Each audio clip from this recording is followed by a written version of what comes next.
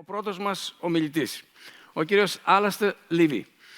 Ο Alastair είναι ένας άνθρωπος, I will switch to English now, since Alastair will speak in English as well. Alastair is a man of many talents. He studied PPE in Oxford, politics, philosophy, and economics. He loved philosophy, as he told me in one of our conversations. But then he did not continue his career in philosophy. But as you probably know, those of you who know the British system, those who study PPE tend to go to the civil service. So many of them become politicians, others become civil servants like Alastair. So he worked as a civil servant in the UK government during the first Blair administration, serving as Chief of Staff to the Cabinet Minister Alastair Darling. If you know the British system, Alastair Darling was the Minister of Social Security, and then he became the Treasurer, the Finance Minister in the Brown government, one of the most important figures in British politics at the time. Now, Alastair is not just that a civil servant, he also, appropriately for this building now, he used to be an orchestral and operatic conductor. But from then on, he moved from the civil service, he moved on to the private sector, and he worked for 22 years at McKinsey as director, among other things, director of McKinsey's Global Director of Risk, in which he advised companies to manage risks across all sectors and all regions. Alastair has an extensive experience in advising companies all over the world, has led research and written articles on topics including how global companies manage geopolitical risk, the topic of our times, really, the risk imperative facing professional services firms, and improving public sector performance.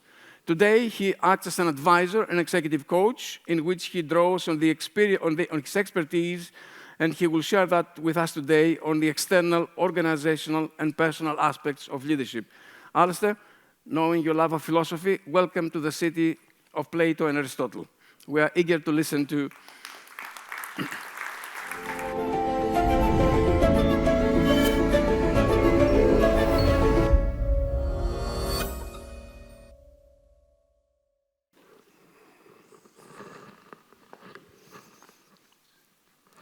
Kalimera.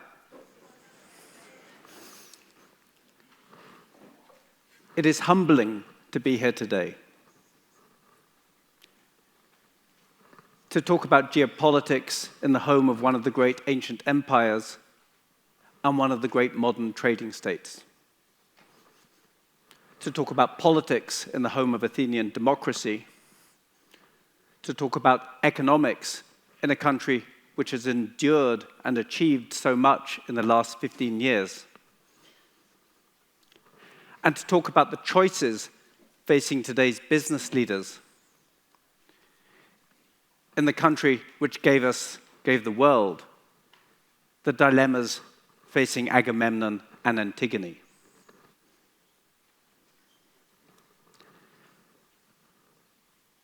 We live in an era of ever-increasing volatility,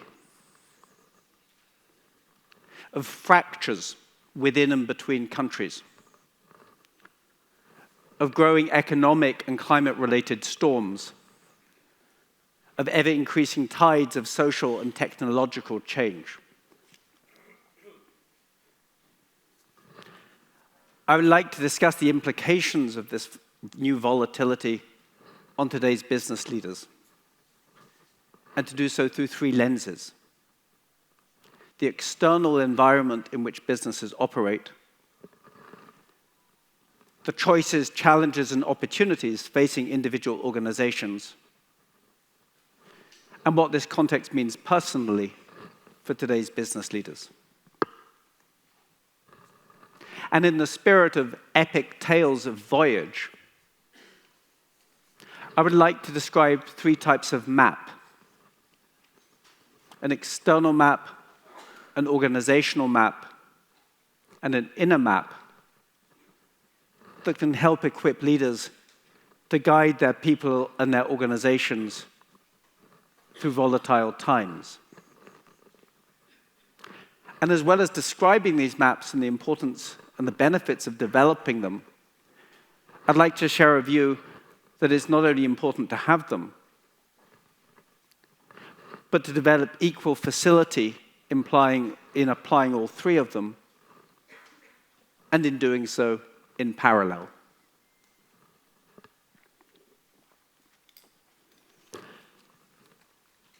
Looking first at the external context facing today's businesses. The 50 years following World War II were full of challenge, of military conflict in Korea and Vietnam, Hungary, Czechoslovakia, the Middle East, and close to home in Cyprus and the Balkans. Of military regimes and political terrorism across large parts of Latin America, Southern Europe, and beyond. The 1970s oil crisis, the 1990s Asia financial crisis, famines in China and Ethiopia, and social and ethnic tensions right across continents. It was by no means a time of milk and honey. But after the fall of the Berlin Wall, things seemed to change. That there was a growing and welcome sense of increasing global connectivity, a move towards increasing economic globalization, and of shared market norms. Things somehow felt easier. Indeed, analysis by the McKinsey Global Institute suggests that in the short period from 1990 to 2012, global flows of goods, services, and finance increased by 50% to reach around 36% of global GDP. However, things now feel very different. With 5 dimensions of volatility growing, and the need for today's business leaders to create external maps to help them and their organizations navigate this rapidly changing environment.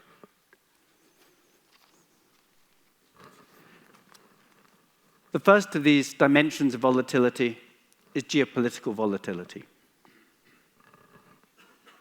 marked by divisions within and between countries that are creating the prospect of an increasingly multipolar, adversarial, and volatile world, with direct implications for business leaders across sectors, whether their organizations are larger or smaller, and whether their focus is more domestic or international. International tensions, whether between Europe and Russia, the US and China, India and Pakistan, Greece and Turkey, bring direct implications for businesses across continents. As you've seen so clearly in Greece, internal conflicts within countries, whether that's a question of Syria, Myanmar, or more recently South Sudan, have the potential to bring far-reaching humanitarian impact far beyond the borders of those countries.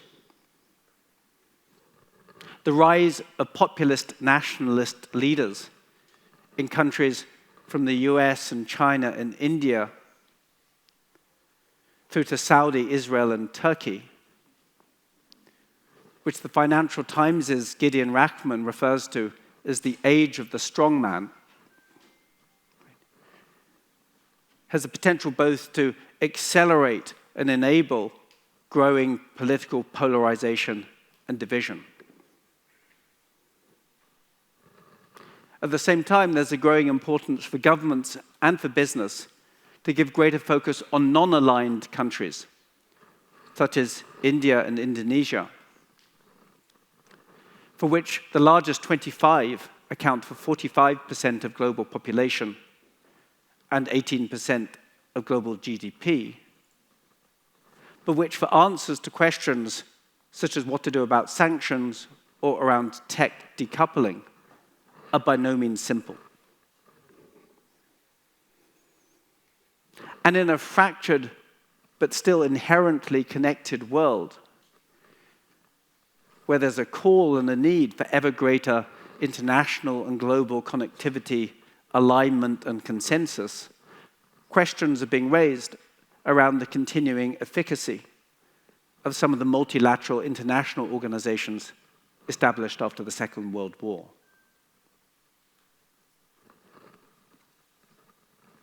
The second dimension of volatility is around economic volatility.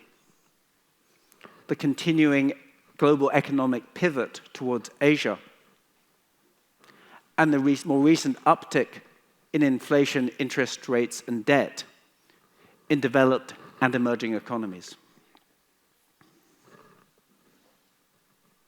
At a sector level, recent banking collapses in Switzerland and the US, fortunately, do not look to point to global systemic issues of the type we saw 15 years ago. However, they do point to ongoing fragility and the need to maintain vigilance on the balance between risk and regulation. Looking at supply chains, it is a certainty that many supply chains in many industries will remain inherently global. It's a factor of the location of resources, of economics, of long-standing international relationships. That said, the growing tensions between the world's two largest economies, the US and China, which wasn't an issue during the Cold War, does suggest that we should expect waves of change affecting supply chains for multiple industries. Perhaps the poster child for this is semiconductors, where a product, despite its very small size, has systemic importance for so many products and so many industries, whether a question of telecoms or household appliances or electric vehicles. But a product for which the supply chain is inherently bound up in concentrated resources, concentrated supply facilities, geopolitical tension, and the prospect of a potential Chinese invasion of Taiwan. And from another lens, looking at capital flows, the estimated $1 trillion investment made by China in its Belt and Road Initiative since 2013, only 10 years ago, has provided welcomed sources of capital in South Asia, in Africa, and here in Piraeus. But questions for which history will tell the answers about how it might link to growing political and geopolitical tension, and what the consequences would be if countries were ever to default.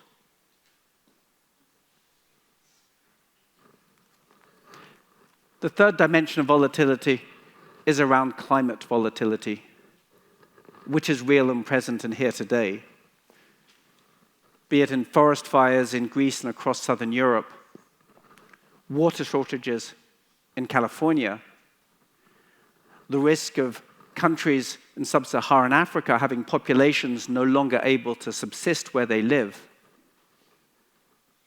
of low-lying islands and deltas coming underwater, and threats to the biodiversity and ocean currents that enable our planet to thrive.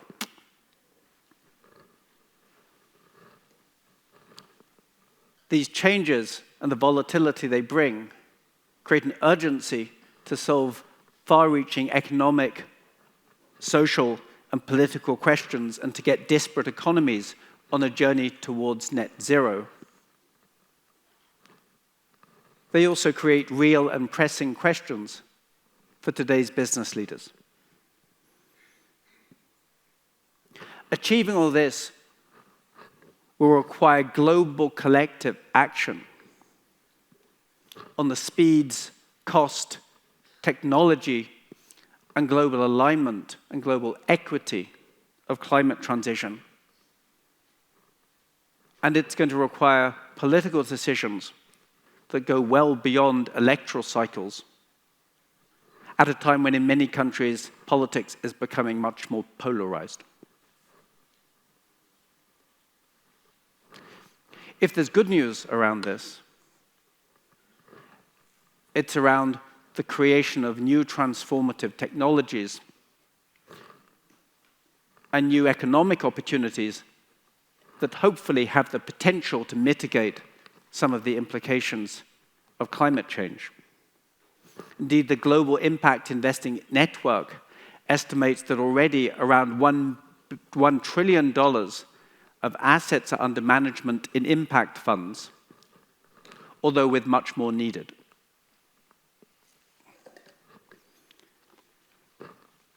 The fourth dimension of volatility is around social volatility and the pressing challenges on government and on business to address issues around gender and race, poverty and equity, inclusion and demographic change. As we've seen across Europe, challenges of aging populations and the cost of living crisis raise material questions about the sustainability of tax, welfare, and pension systems, the prospect of increasing social division, and the need and opportunity for businesses to identify how careers and working patterns can evolve to enable people to work into their later 60s and beyond. And one of the implications of climate change is that we have to assume that there will be greater flows of migrants and refugees in decades ahead. And as you've seen so clearly in Greece,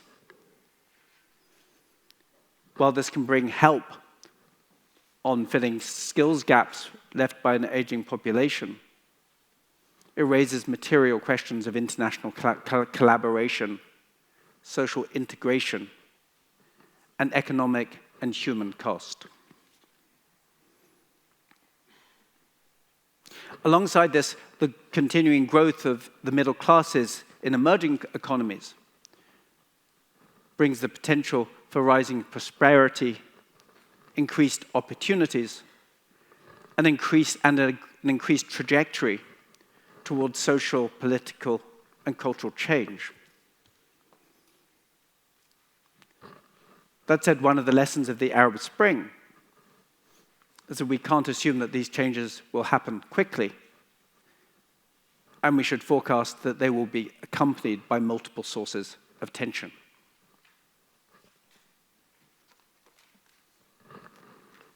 The fifth dimension of volatility is around technological volatility and how businesses operate in a world of ever-growing technological data and AI, in which new technologies seem to appear month on month, bringing new opportunities for productivity and growth, but multiple sources of volatility, be it around limited resources, disparate standards, and cyber threats. Discussions on artificial intelligence, AI, and jobs are decades old. But there does appear to be something around generative AI and ChatGPT that looks as if it may have material impact on multiple types of jobs in multiple sectors.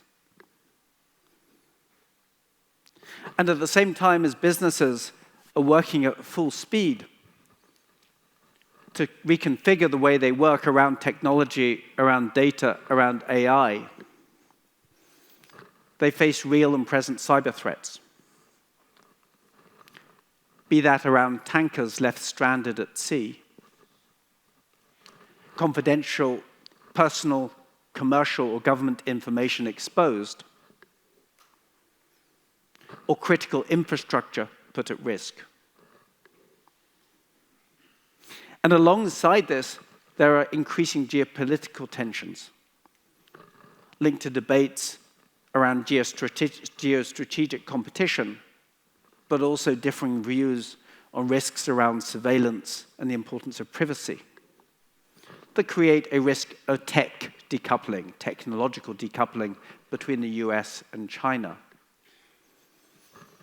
There are already early indicators of this with restrictions on Huawei and TikTok operating in the US and restrictions on US tech providers exporting into China. And while it's unclear where this is going to evolve, how it's going to evolve, and how it will affect different sectors, it is incumbent on businesses to start to think what are the choices they may need to consider and the actions they may want to take now.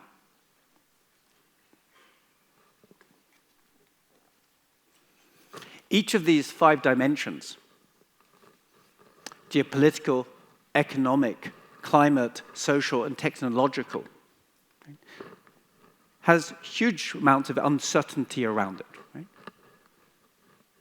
How it will evolve, where it will evolve, when it will evolve. But what is clear is the need for businesses and business leaders across sectors to understand and respond to ever-changing global trends, to help their organizations navigate stormy seas, and to lead at a time when the issues leaders face have become that much more complicated.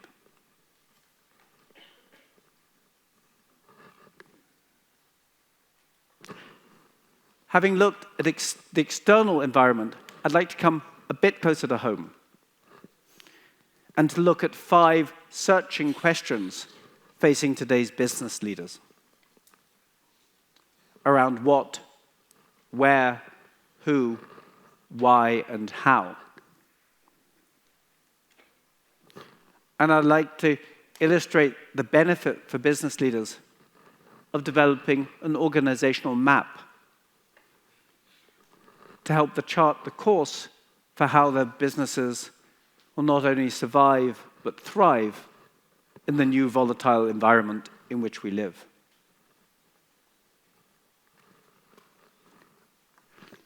The first question of what is a question of classic strategy. What are the products, services, and competitive distinctiveness that will allow your business to thrive in the years ahead? What is the impact of volatility on demand, whether your focus is B2C, B2B, or B2G? How is supply changing? Whether that's a question of rapidly reconfiguring energy markets in Europe after the invasion of Ukraine, or the potential changes which may come with generative AI.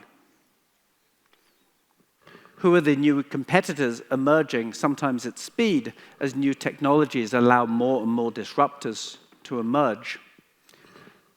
And if at a slower pace, how is regulation changing, be it around data and AI, crypto, or ESG? These questions will all feel familiar to all of you. What feels different is that this is no longer a question of strategy as a one-off exercise. It's about a period of continual inquiry, renewal, and adaptation, with an essential role for leaders to engage their stakeholders both inside and outside their organization. The second question is around where, and what is the geographic footprint of your customers, your people, your operations, your data, your supply chain, your investors, and your investments. The invasion of Ukraine showed us how sometimes very challenging and significant decisions need to be taken at great speed and under considerable degrees of ambiguity. By contrast, the evolving relationships between the US and China are happening on a slower pace and suggest that the role for businesses and their boards is to spend time reflecting on what are the potential near-term, medium-term, and longer-term implications of that evolving relationship, and which actions should they put in place now to be ready for different scenarios. Coming back to supply chains, for many organizations, there will be a question of revisiting the balance they have between offshoring, nearshoring, friendshoring, or onshoring. And after decades, when businesses have sought to make their supply chains and operations as lean as possible, questions of where to build in flexibility and indeed redundancy into their supply chains. And across all of these areas of companies' geographic footprint, the choices that business leaders make are going to need to be made under much greater external scrutiny, including scrutiny by governments and regulators in every country in which you operate.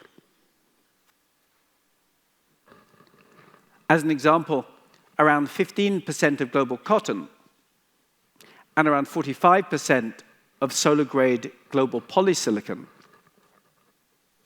originate in the Chinese province of Xinjiang, for which there are structural barriers for having validated data about where goods come from, let alone about the human rights of the facilities in which they've been produced. And this context of differing views and, in times, contested data will make it harder and harder for companies to have answers to questions that they're asked at home, in Brussels, in Washington, in Delhi, or in Beijing.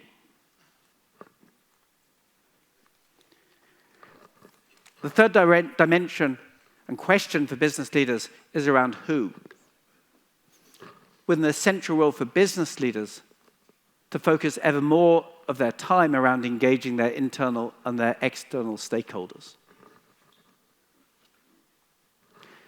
Starting internally with companies' employees. One of the experiences of the pandemic, which has continued in many countries and companies through the great resignation that followed it, has been on the importance and the benefits of companies giving that much more focus to their employees' experience, their growth, and their well-being, of bringing more of the personal into the workplace. This hopefully will continue. And alongside it, many companies need to do much more around diversity and inclusion, whether they do so from a lens of social equity, of organizational health, or of economic performance. Looking externally, companies need to think more and more around the evolution of their customer bases and their client bases for years to come, whether that's about understanding the new and evolving demands of generations Y and Z, some of which, of course, yet to be known. Understanding in a B2B context who are the emerging clients and the emerging sectors who are likely to form a more and more important part of your client base of the future, and of understanding and engaging with changing societal and government demand, for example, in renewable energy and defense. And whatever decisions you take on almost any aspect of your business is going to be even more and more transparent in years to come, with real-time transmission of what you do globally, enhanced by social media, leading to the ever greater role of leaders to focus more and more of their time and more of their energies on understanding and engaging with their stakeholders inside and outside of their organizations.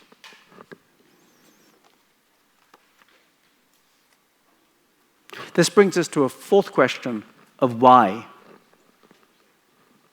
and the broader question of corporate purpose.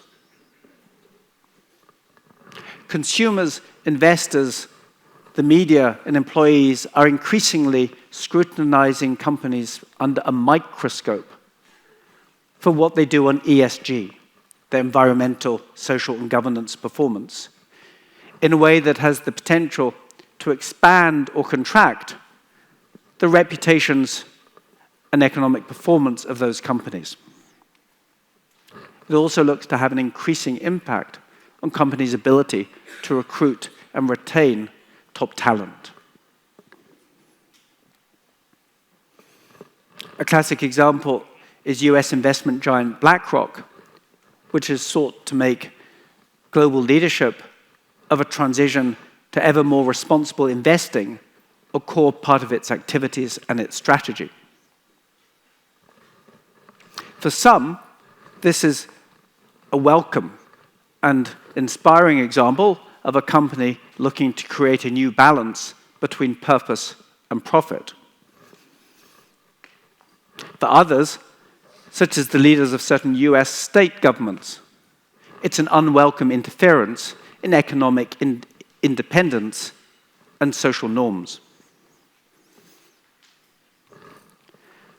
Charting a course through this and other aspects of purpose is inherently complicated.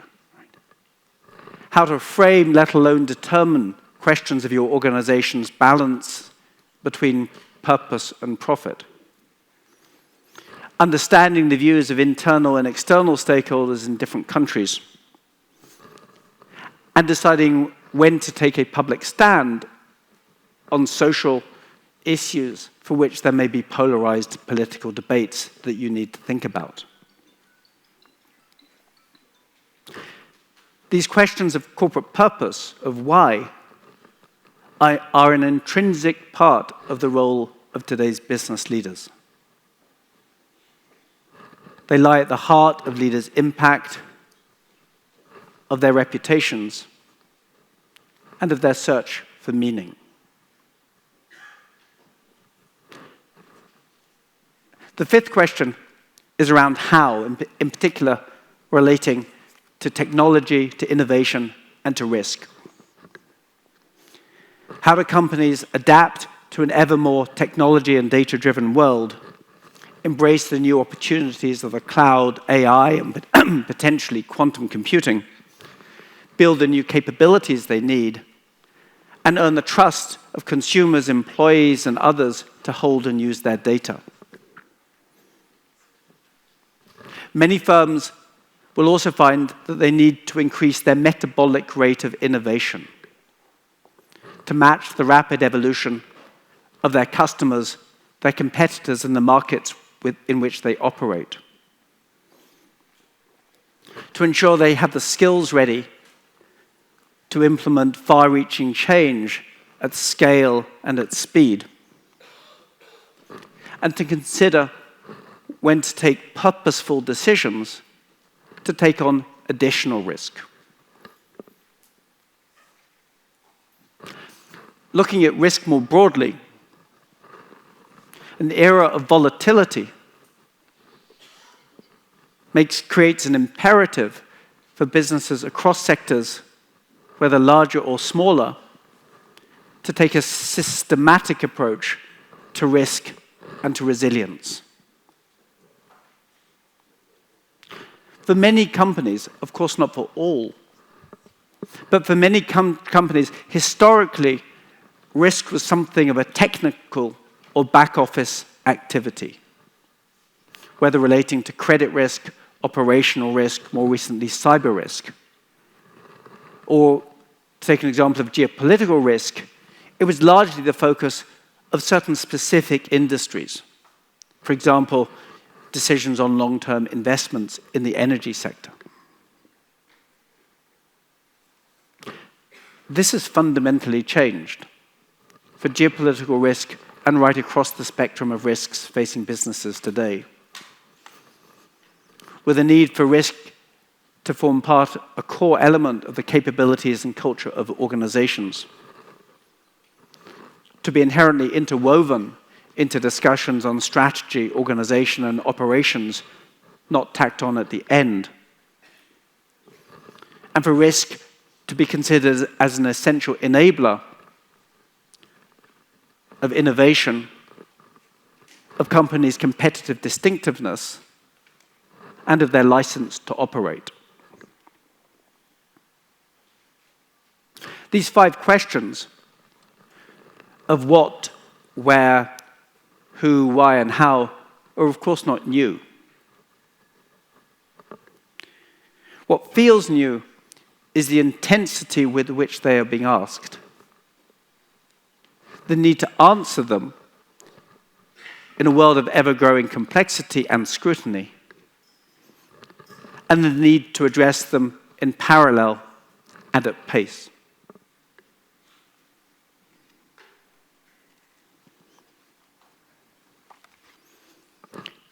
Having looked at the external and organizational context for business, I'd like to bring the discussion to a more personal level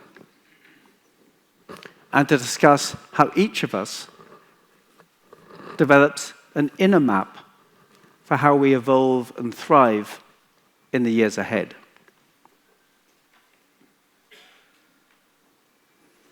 A world of certainty allows for a mindset of predict, plan, and execute.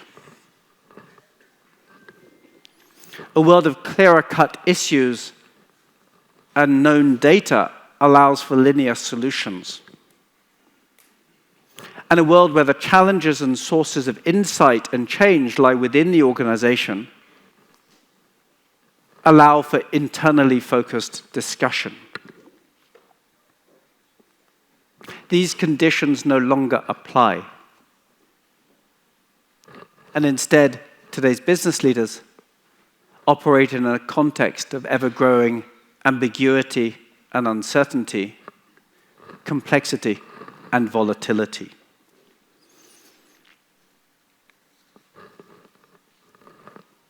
With an implication for everyone here that it fundamentally changes the role of leaders. That the role of leaders is no longer to know all the answers, but to foster the right discussions, to ensure diverse voices are sought after and listened to foster new skills across your organization, and to ensure that the time needed is taken to discuss complex, nuanced issues.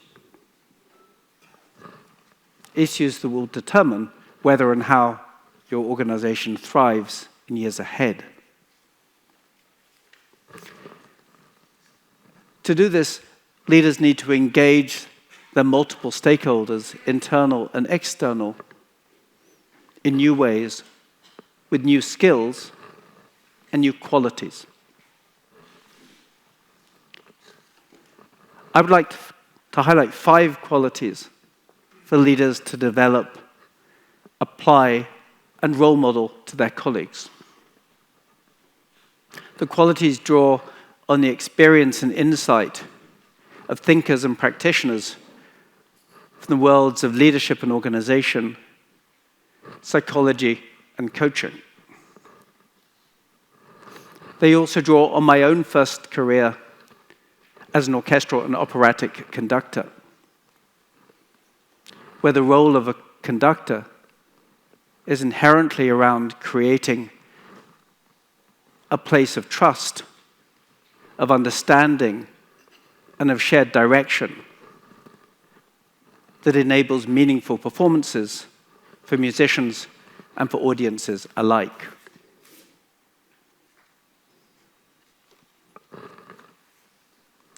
The first of these qualities is around openness and its close cousins of curiosity and continuous learning. Open-minded engagement with new people, new ideas, new perspectives. Openness to explore and adapt to new ways of working. And an open-minded approach to continuous learning, development, and ever-increasing self-awareness. The second quality is around compassion, based upon care, empathy, and inclusion for the people we work with. Around a sense of responsibility for the societies and the planet in which we live. And a sense for ourselves as individuals and as leaders.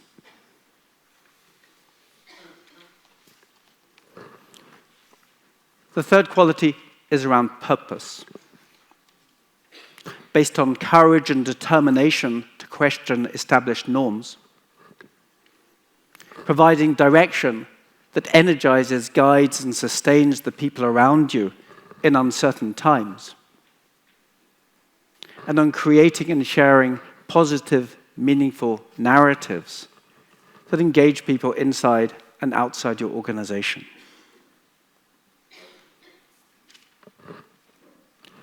The fourth quality is around humility, of a sense of dedication, of service to others, a recognition of how little we know and how much we depend on others,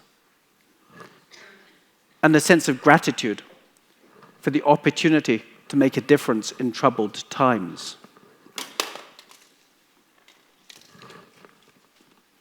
As US leadership thinker Amy Elizabeth Fox says very beautifully, humility leaves a sweet perfume at the end of the day. And the fifth quality is around balance and calm. The calm needed to create space, stillness, and security for people to listen, learn, and understand. About building inner calm and resilience that enable you and others to sustain through volatile times. And by providing those around you with a much-needed sense of calm in a storm. As for the discussion of external and organizational maps,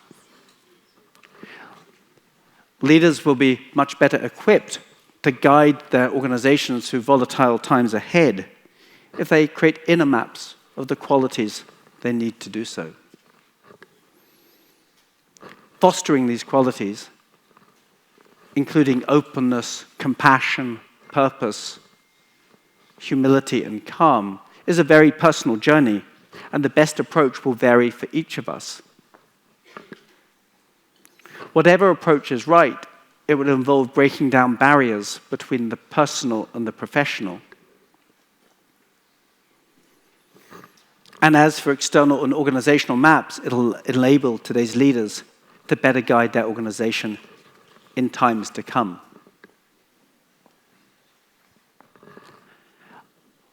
I'm aware that I've covered a lot in these reflections. That is no coincidence. It is a direct reflection of the multifaceted opportunities and challenges which are facing today's business leaders, and of leaders' need to embrace the external, organizational, and personal aspects of volatility and change. The good news is there are some practical actions that can help address these opportunities and these challenges.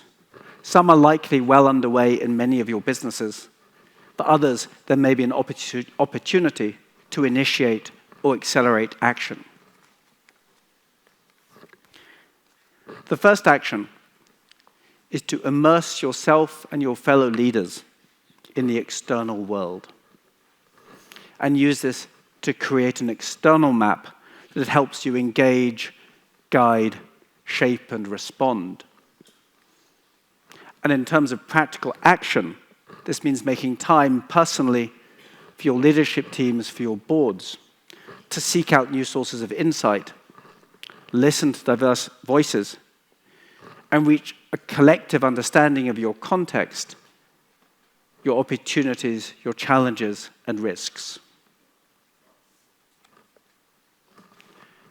The second action is to initiate and facilitate far-reaching discussions about the evolution of your business, and use this to create an organizational map that helps guide your organization in the years to come. By convening a wide range of discussions informed by multiple sources of insight and data, engaging your most important external and internal stakeholders, and aligning your colleagues on the action needed to implement far-reaching change at pace and at scale.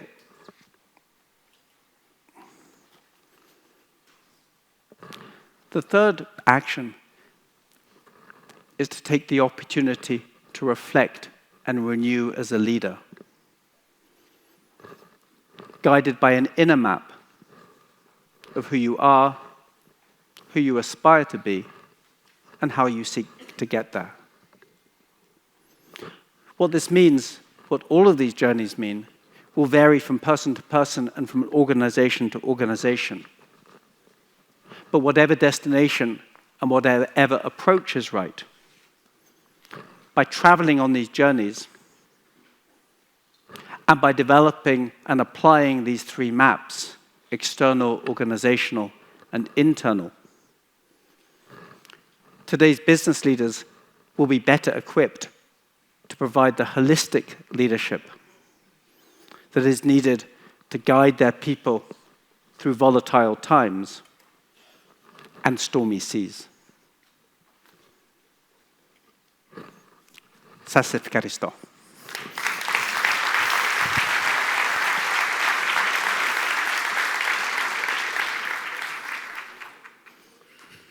Thank you, Alastair. You gave us the big picture. Thank you for this. If I were to, you will forgive my teacher's habit of trying to rephrase what my students say. But in this case, I will try to rephrase the way I understand what you told us.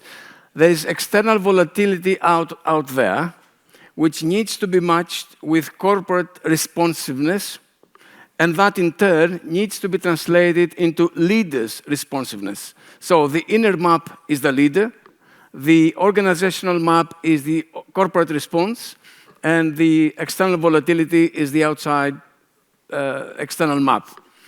Right. Then you, I think focusing on the inner map of the leader, I think you emphasized a lot the importance of what some people call a sense of reality. Immerse yourself in the world, so a sense of reality. Then also to be aware of your own inner map, what you stand for, what you aspire to be, as you rightly put it, and holding the right conversations, which is also very important. So out of all this, one of the things, the messages I take is that people here in this room, they need to develop this capacity to make sense, to interpret, understand in ways which go beyond commonsensical understandings of the world. Am I right? There are many reasons, Harry, why I've always respected my teachers. Right. Let's come down now to make it a bit more operational. In your consulting experience, how have you come across a particular company or leader or group of people who somehow would be the closest example you would hold for us in the way that they handled this kind of volatility? I think it's incredibly interesting. I won't name a specific organization, but I'll talk, if I can, about some of, if I can call them the micro habits. So if you look at the external map, I can think of an organization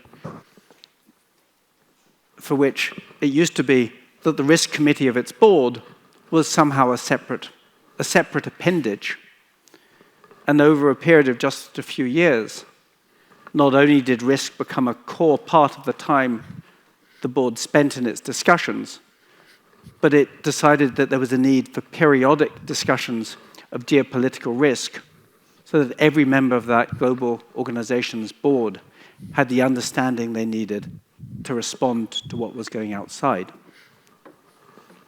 On the organizational element, I'll come back to one of my areas of focus on risk. And I think I've seen organizations take a mixture of two different approaches to risk. Both, of course, are correct in different ways. One is that the risk is associated with compliance, identifying things, and containing them, often very important, not least in regulated industry. The other was to say that innovation and risk are just two sides of the same coin. And one of the objectives of thinking about risk was to say, how can the organization have greater impact in more ways and manage the risk? The personal, in a sense, is harder at an organizational level because it's personal. But the way that senior leaders communicate, what they share with their organizations, the way they express personal vulnerability, the way they talk about their stories, the way they're inclusive of different voices at the table, not least around gender, makes a change to the way the organization operates and the way the organization feels.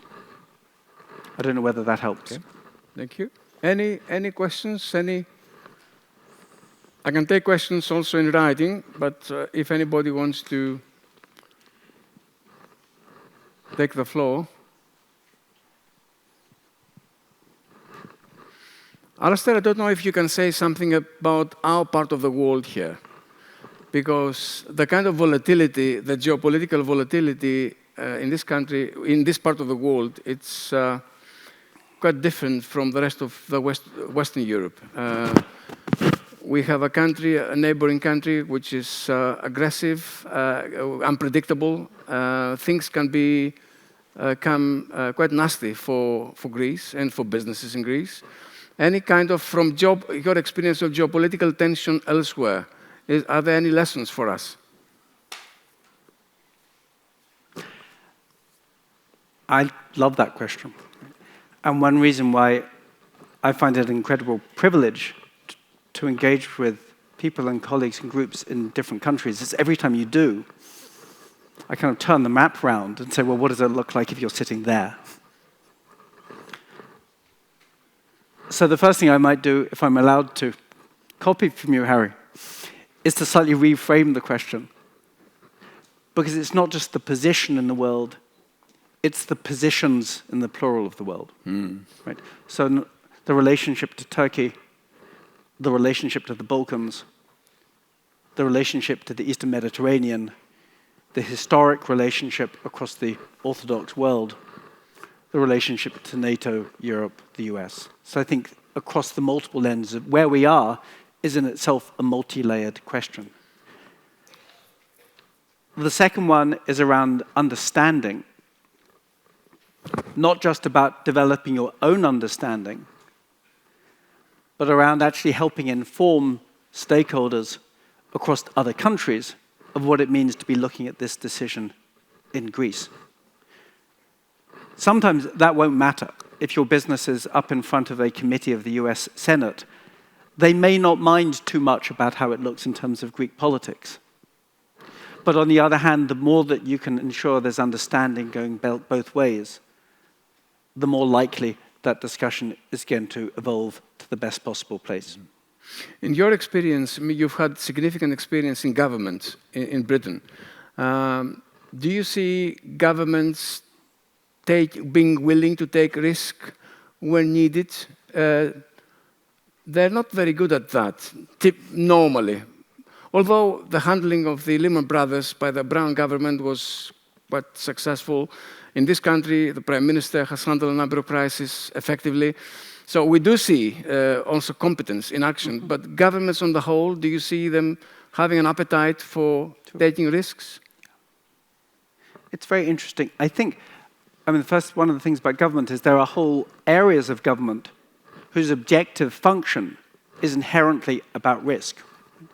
If you're looking at transport safety, and obviously I'm conscious of the tragedy recently in Greece, if you're looking at healthcare, if you're looking at security and intelligence, fundamentally what you're doing is managing risk.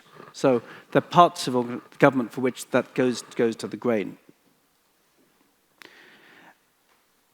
I think one of the issues that governments have, and maybe some other organizations too, I think it's important not to generalize too much, is this question of whether the discussion on risk becomes a slightly more technical, bureaucratic, or in the words of the conference, automaton-like, I don't know whether, discussion, right?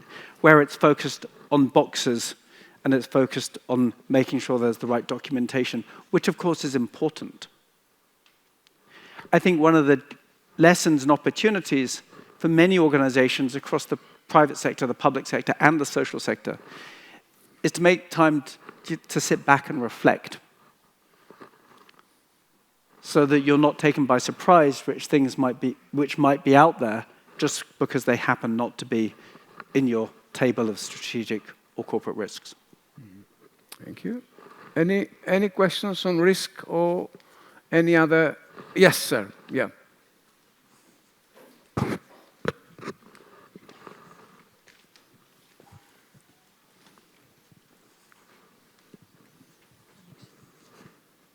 Alastair, thank you very much for this very insightful presentation. My question is this. Regarding the inner qualities of a leader, which you mentioned, and all of them are crucial, I wonder whether we should not add optimism as well, particularly these bleak times that we're going through. What do you think? Thank you so much for that. It may appear in the next version. I think it's incredibly important. Obviously, there's a whole swathe of psychology around positive psychology, which I think is very, very powerful. And I always loved a very simple cartoon I saw once in the newspaper. I don't know how well it translates into Greek. But to say, the optimist thinks the glass is half full. The pessimist thinks the glass is half empty. The nihilist knows that the glass was knocked over a long time ago. At least personally, I'm an optimist. And for me, the complexity of the issues that businesses face is in many aspects very exciting.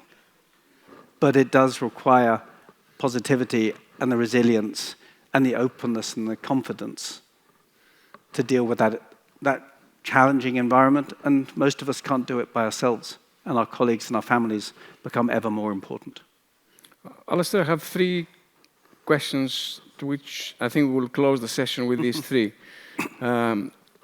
One is, what is the absolute different leadership characteristic needed today versus previous years? If you were to single out a single leadership feature today, which is absolutely important compared to the past, what might it be? Linear simplicity as opposed to open-minded complexity. So coping with the complex mind and coping with complexity is the most important thing. Any particular leader that comes to mind when you say this? Bill Gates, for example, in his good days, or I don't know, Steve Jobs or someone else? I'm sure many of them are around the room. Around this room, yes. The second question is, in a scale of 1 to 10, what do you think is the risk of a significant geopolitical crisis between the Western world with China that would have immediate economic repercussions? What do you think is the chance of having of falling into what Graham Allison in the States called the Thucydides trap, getting in some kind of rivalry with China, which might be nasty? I'm not a futurologist, and I think that predicting by numbers is tricky. There clearly are very important and significant risks out there. There are clearly multiple reasons why neither the US or China would want, or at least would rationally want, a material conflagration. There's consensus that the greatest worry at the moment is around Taiwan, and lots of people with great expertise focus on that. For those who love Tolstoy, there's this wonderful image where one of the battles is close to starting, and there's the micro description of what's happening. And ultimately, there's one person who moves forward, or one person who lifts their rifle, or one person who takes an action that can lead to things escalating. And the final question comes from the president of ΕΑΣΕ, Vasilis Rabat, who asks, what are your thoughts about increasing nationalism and introversion we see in Europe, which makes people less susceptible to accepting reform, or more resistant to reform?